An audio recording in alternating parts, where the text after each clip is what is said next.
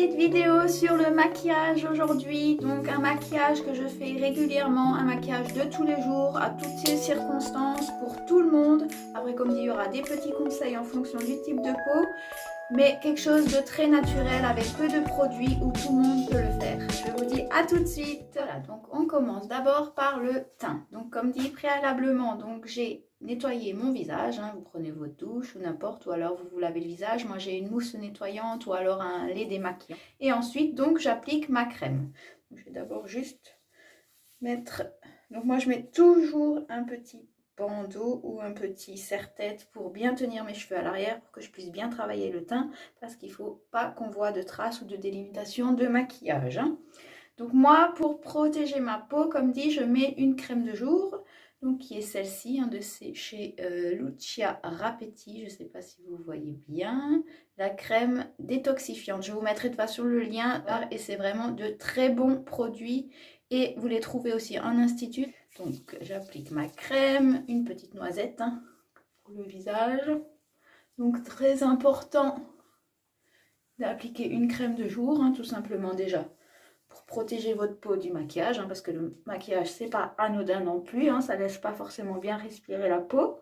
Donc ça protège un minimum votre peau, ça réhydrate aussi la peau, ça prépare votre peau au maquillage pour que votre maquillage soit plus net. Voilà, donc on l'a fait bien pénétrer. On attend 2-3 minutes. Crème détoxifiante qui va me redonner un coup d'éclat. En même temps qui va matifier ma peau pour pas que j'ai énormément de brillance durant la journée. Et qui rééquilibre ma peau. Pour le fond de teint, donc moi j'ai jamais forcément trouvé une teinte qui me va spécialement pour ma peau. Donc du coup j'ai plusieurs fonds de teint et du coup je les mélange.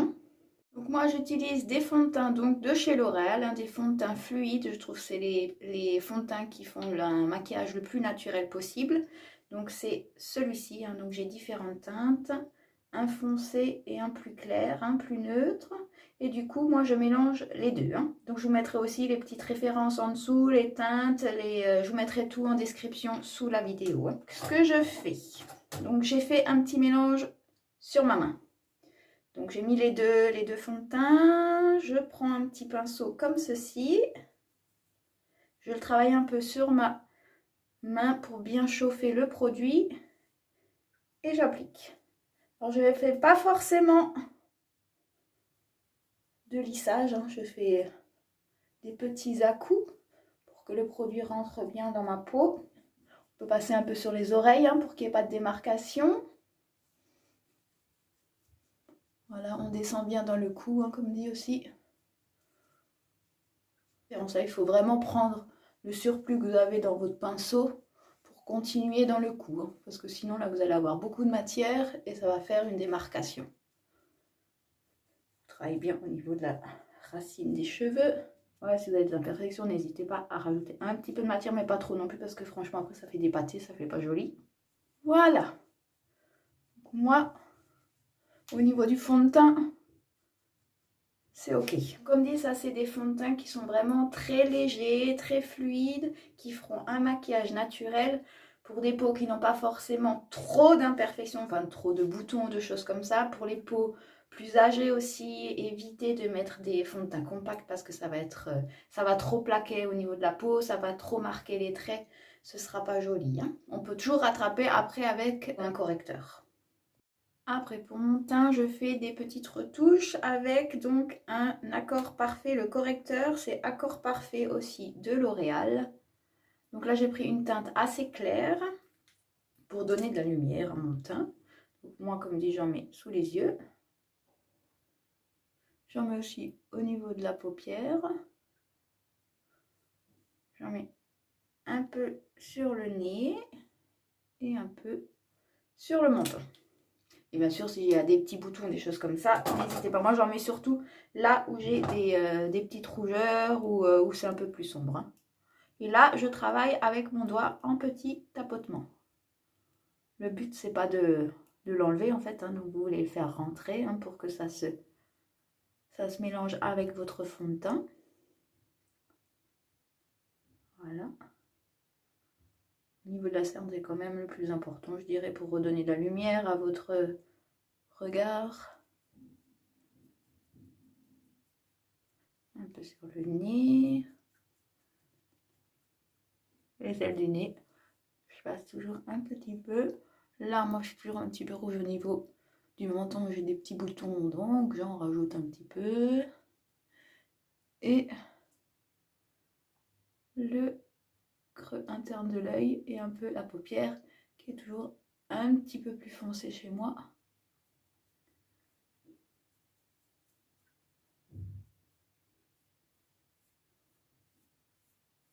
Que votre maquillage reste le plus beau, le plus longtemps possible et qu'il reste net.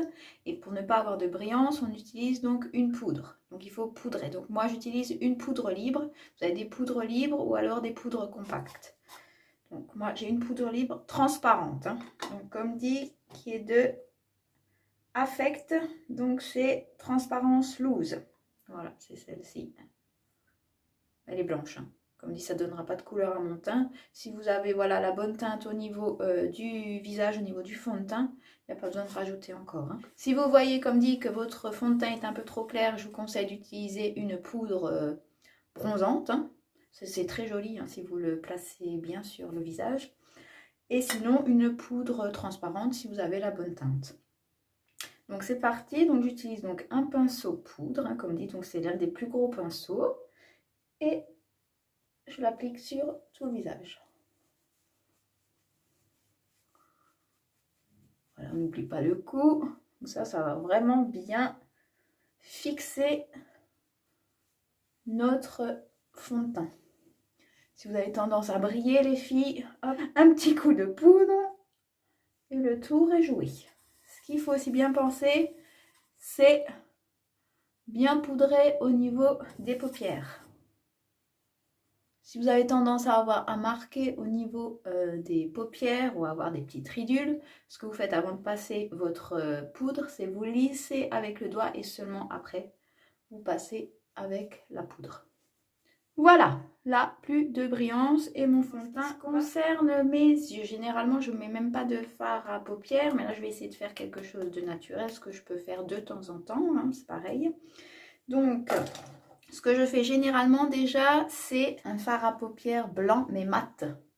Pour pareil donner de la lumière à ma paupière, à mes yeux. J'en mets même sur l'arcade sourcière, hein, là il n'y a pas de problème. Donc là c'est un blanc mat, hein, pas irisé. Moi je préfère, je trouve que c'est plus joli. Mais après voilà, c'est question de goût, hein, comme dit. Par contre, petit conseil, pour les peaux plus âgées, il vaut mieux mettre du mat que de l'irisé parce que l'irisé a tendance à vieillir. Voilà, donc là, un peu de blanc. Je vais faire dans les brins. Hein. Hop, c'est parti. Je prends un fard à paupières brun. J'enlève le surplus de la poudre sur ma main. Et en fait, je vais le placer au niveau, entre le creux de l'œil et l'os de l'arcade sourcière. Et je vais le placer. Voilà, j'essaye de l'étirer après vers le haut. Hein, pour pas que ça me fasse retomber l'œil. Voilà, donc là je travaille bien sur toute la lignée. J'essaie de l'estomper donc vers le haut, vers l'arcade plutôt, hein, pour relever le regard. Voilà.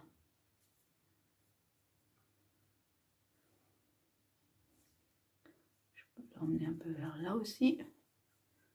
Voilà, n'hésitez pas à le travailler avec le doigt si vous voyez que c'est un peu trop encore. Hop.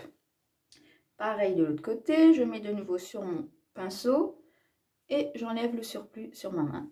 Et c'est pareil, donc entre le pli et l'os de l'arcade, je fais un petit trait et je l'estompe.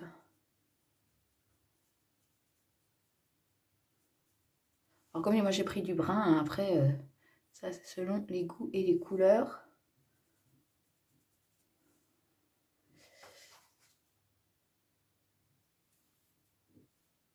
Voilà.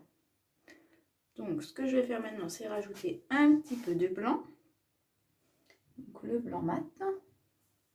Que je vais mettre bien de nouveau au coin de l'œil et le mélanger un peu Alors le blanc, je vais essayer de l'étirer jusqu'en dessous du brun. Et essayer de le mélanger avec. Là. Et au niveau de l'arcade.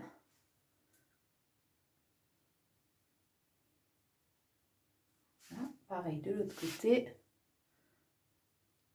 Bien insister au coin de l'œil. En dessous pour bien l'estomper avec le brun. Bon, ensuite, petite touche de lumière. Donc là, je prends du blanc irisé par contre, juste pour mettre au coin de mon œil. Et de l'autre côté.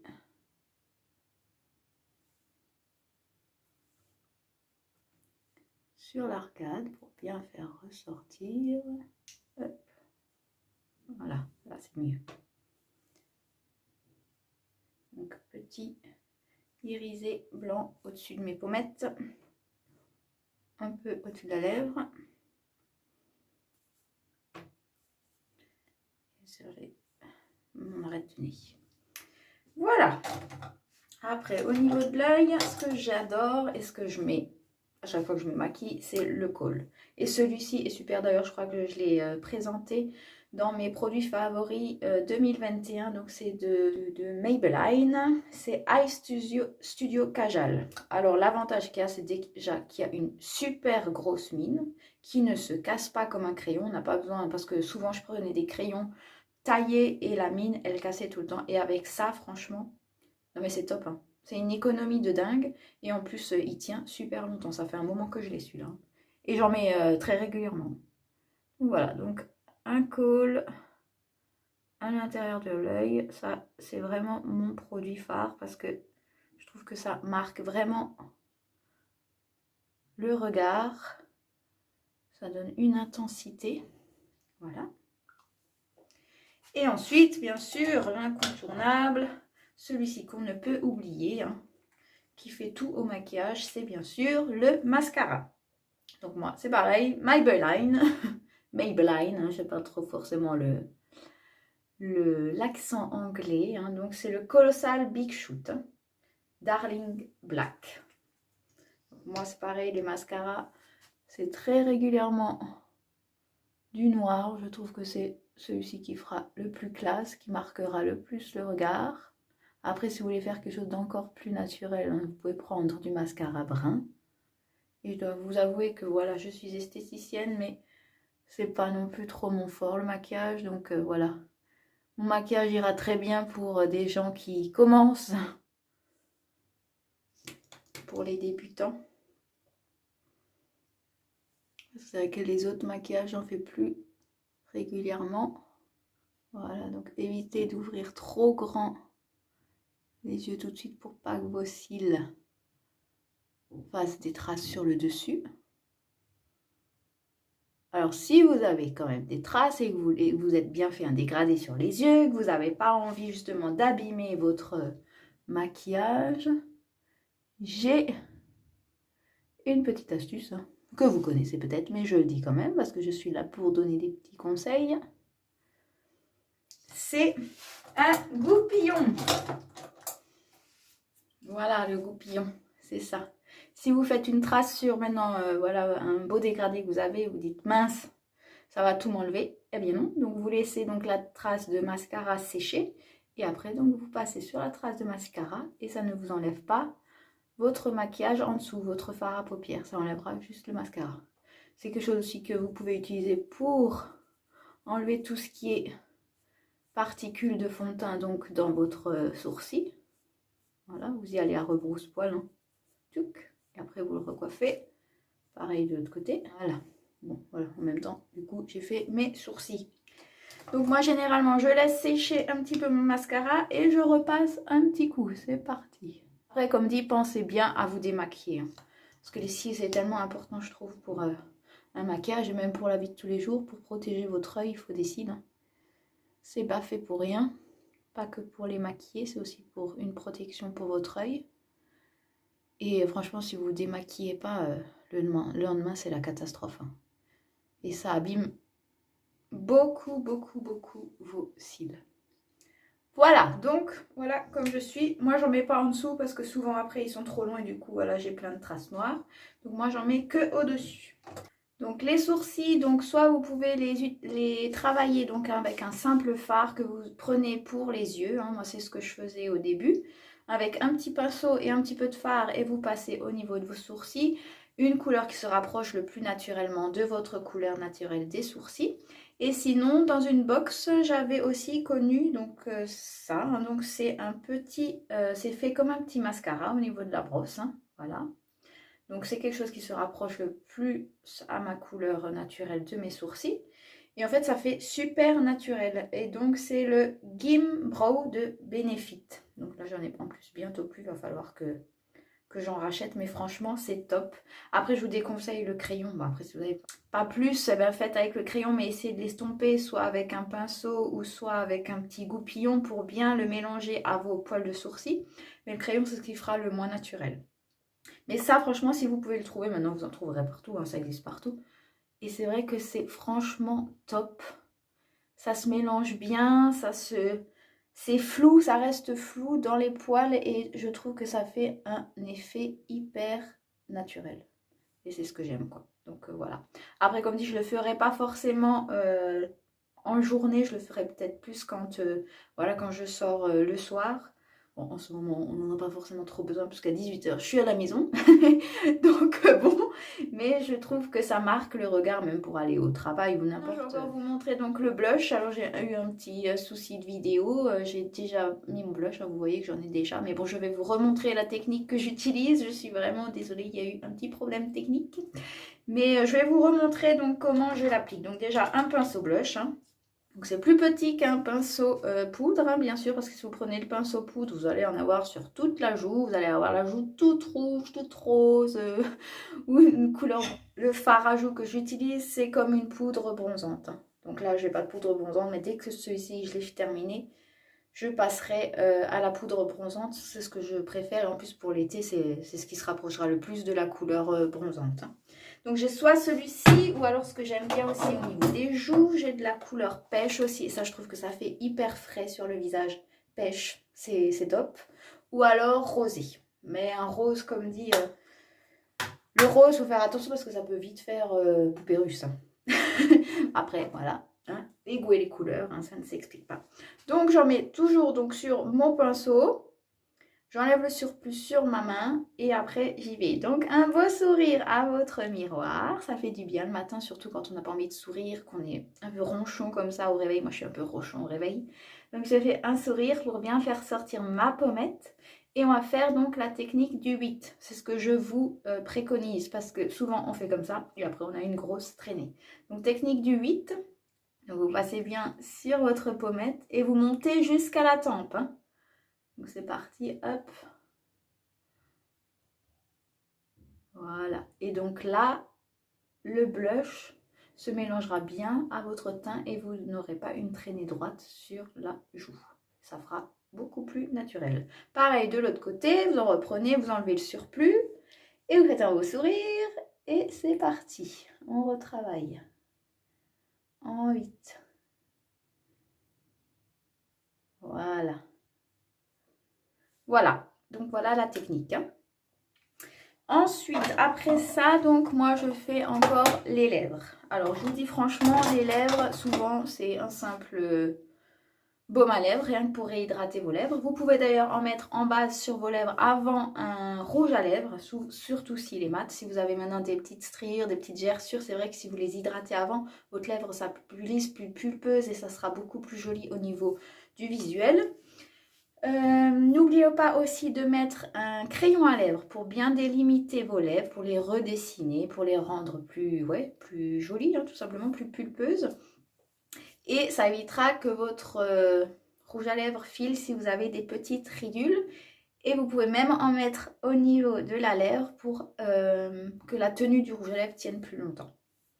Donc c'est parti. Donc moi, comme dit, je vais vous montrer parce qu'en sachant que, oui ça j'ai oublié de vous dire, si vous travaillez bien vos yeux, les lèvres doivent être un peu plus discrètes. Ou inversement, si vous avez les lèvres qui sont bien travaillées ou plus flashy, comme un rouge par exemple, les yeux peuvent être plus légers. Parce que là, plus là, ça fait... Voilà, ce que j'en pense. Mais après, chacun fait ce qu'il veut. Voilà, donc moi, là, je vais juste utiliser un gloss à lèvres, donc que j'ai trouvé chez Sephora, et qui est d'ailleurs top, hein, parce que c'était une promotion, mais il est franchement top. Je peux même pas vous dire ce que c'est la marque. Si, c'est Tony Moly Mini Berry Lip Balm. C'est un baume à lèvres teinté saveur cerise. Et c'est vrai qu'il sent super bon en plus. Il est très hydratant. Voilà, ça se présente comme ceci sous forme d'une pomme.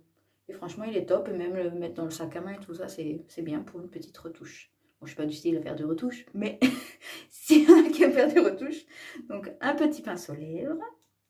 Donc voilà, si vous voulez mettre du crayon avant pour bien redessiner vos lèvres, vous pouvez. Moi, j'en ai pas forcément. Je vous dis, j'ai que le minimum, mais ça ira très bien aussi. Si vous n'avez pas de baume à lèvres, si vous voyez que vos lèvres sont sèches et vous n'avez pas de baume à lèvres, vous pouvez aussi prendre votre crème hydratante et en mettre dessus. Hein. Rien, voilà, une crème hydratante ou un masque hydratant, peu importe. Hein. Voilà, donc c'est parti. Moi, je travaille donc avec un pinceau pour que ce soit bien dessiné. Maintenant, comme dit vos rouges à lèvres à pain, comme dit que vous l'utilisez comme ça, vous pouvez le faire. Mais allez-y tranquillou parce que souvent après, il y en a partout. Pour moi, avec moi, il y en a partout. Et souvent, les rouges à lèvres, je fais pareil comme le fond de teint, des mélanges. J'arrive pas à avoir ma teinte que je veux si je ne fais pas de mélange. Donc voilà.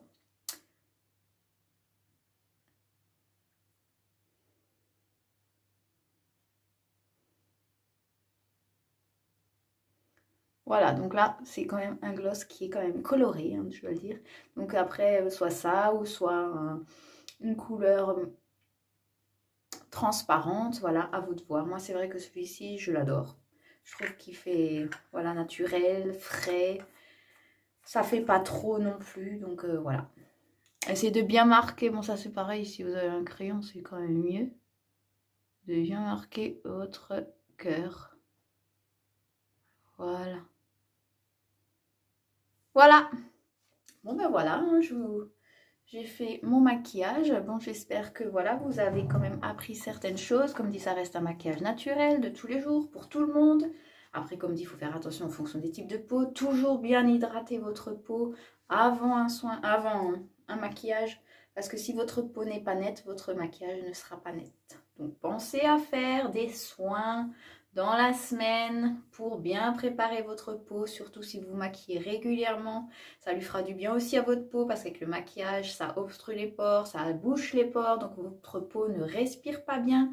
Donc pensez à faire aussi des soins de visage chez vous ou chez votre esthéticienne. D'ailleurs, je vous ferai une petite vidéo sur ça pour bien nettoyer votre peau régulièrement avec des petits conseils. Je vais vous faire ça très prochainement. Voilà, bon ben j'espère que mon maquillage vous aura plu. Je vous dis à très bientôt pour de nouvelles vidéos. N'oubliez pas de vous abonner à ma chaîne pour être au courant des prochaines vidéos. Je vous remercie vraiment de me suivre, tout simplement. Et je vous dis à très bientôt. Merci beaucoup. À bientôt.